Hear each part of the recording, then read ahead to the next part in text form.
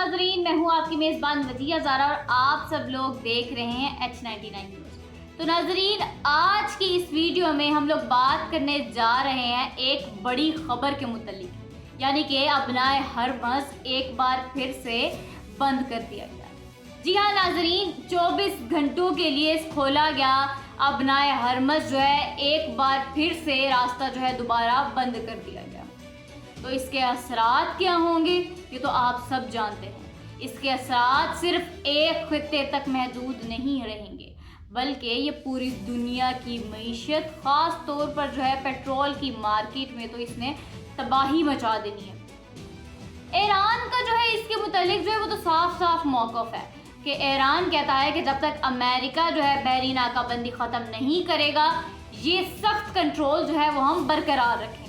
यानी कि सूरत हाल जो है नाजरीन अब सिर्फ सफारती नहीं है, बल्कि ये एक पावर शो बनती जा रही है। तो नाजरीन, दूसरी जानिब अगर हम देखें तो अमेरिका के साबिक सदर डोनाल्ड ट्रंप जो है उनके बयानात जो हैं वो इस बात को और कशीदगी की तरफ जो है लेकर जा रहे हैं, यानी कि उनके बयानात जो है मज़ीद कशीदगी को बढ़ा रहे हैं।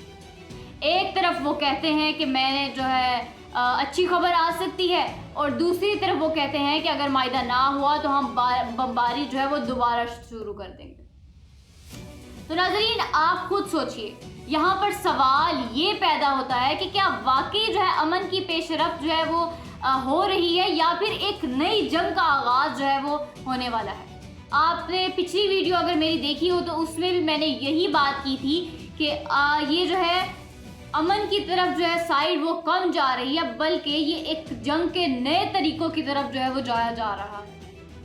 नाज़रीन, यहाँ पर एक और अहम पहलू जो है वो सामने आता है, वो है पाकिस्तान का किरदार। वो तो आप सभी जानते हैं कि पाकिस्तान एक खामोश मगर एक अहम किरदार अदा कर रहा है, बल्कि खलीज ओमान में अपनी जो है बहरी मौजूदगी के ज़रिए पाकिस्तान अपने मफादात का तहफ़्फ़ुज़ भी करता हमें नज़र आ रहा है। और सबसे अहम बात, इस्लामाबाद में जो मुज़ाकरात हैं, अभी सबकी नज़रें जो है वो इस्लामाबाद पर है, क्योंकि मुज़ाकरात का दूसरा राउंड जो है वो पीर को होने की जो है ख़बरें जो है सामने आ रही हैं।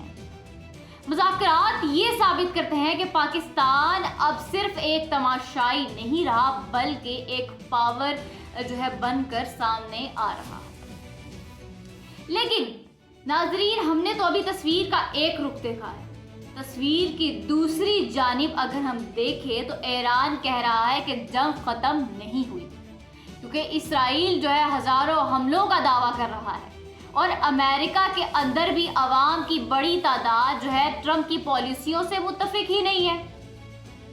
तो नाजरीन, असल सवाल ही यही है कि दुनिया अब एक बड़े तसादुम के दहाने पर खड़ी है, या ये सब दबाव बढ़ाने की हिकमत अमली है। ये सवाल जो है बहुत ज़्यादा अहम है और इस पर सबको गौर व फिक्र करने की ज़रूरत है। क्योंकि नाजरीन, अगर मैं अपने तज्जिए की बात करूं तो मेरा तज्जिया ये है कि फ़िलहाल ये मुकम्मल जंग ही नहीं है, बल्कि एक जो है हाई स्टेक गेम खेली जा रही है।